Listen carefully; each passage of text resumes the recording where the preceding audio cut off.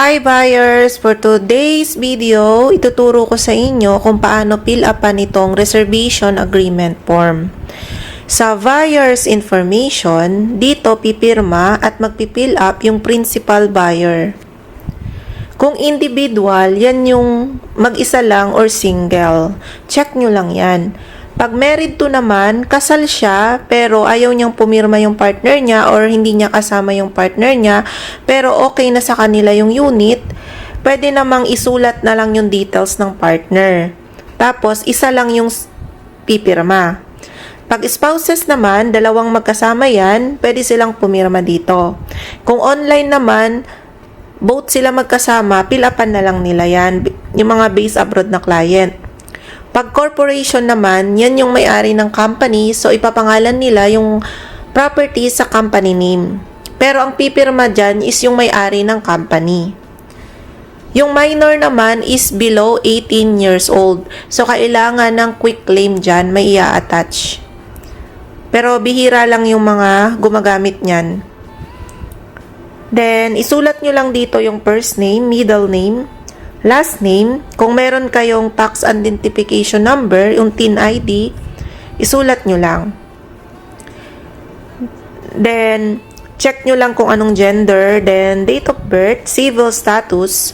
Kung dual citizen, ilagay nyo lang dyan. For example, US Filipino or Canadian Filipino. Yon, specific nyo na lang / dito. Nga pala, kung dual ka, kailangan dalawang ID mo, dalawang passport mo, isasubmit mo yun sa amin. Kasi, kung wala ka pang isang passport, hihingan ka ng oath-taking, ng proof na dual ka. Then, ilagay mo lang dyan yung civil status, occupation, personal email address, kailangan tama yan. Kasi dyan, isisend ni SMDC yung thank you letter and schedule of payment. Yung passport number, leave it blank na lang. Then, isulat nyo dyan yung residence address nyo, complete address ng residence, kasi dyan ipapadala yung contract to sell, yung hard copy ng contract to sell.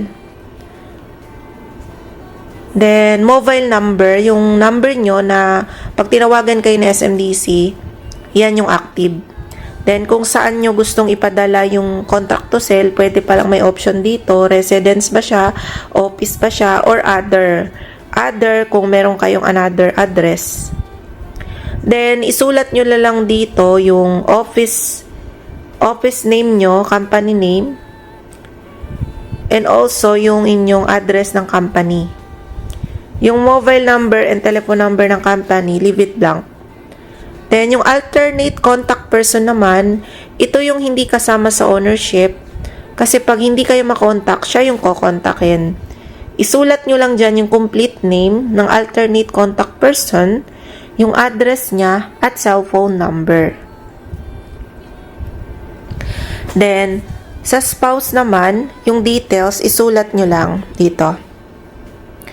First name, middle name, last name, tax identification number or TIN ID kung meron, gender, date of birth, civil status, citizenship, occupation, residence, personal email address, mobile number, office, employer name, employer address, yan, and sign-in signature lang below si buyer.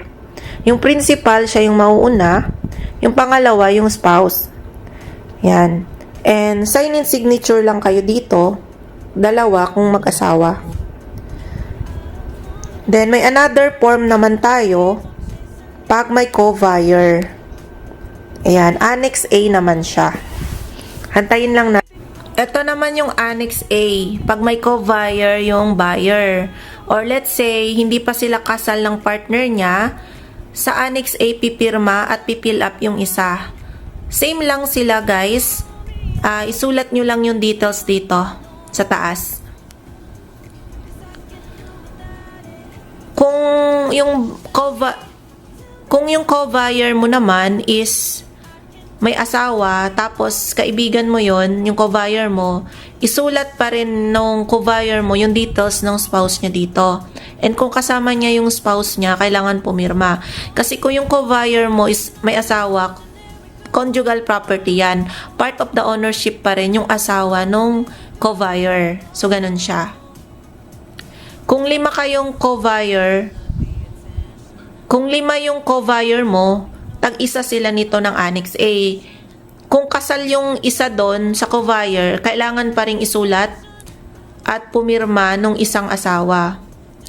Kailangan pa rin isulat yung details ng asawa niya.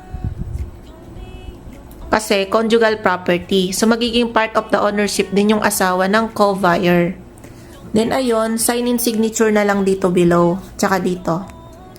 So, ganun lang guys, kadali pirmahan tong reservation agreement form. Pag meron pa kayong question, feel free to contact me. Thanks for watching!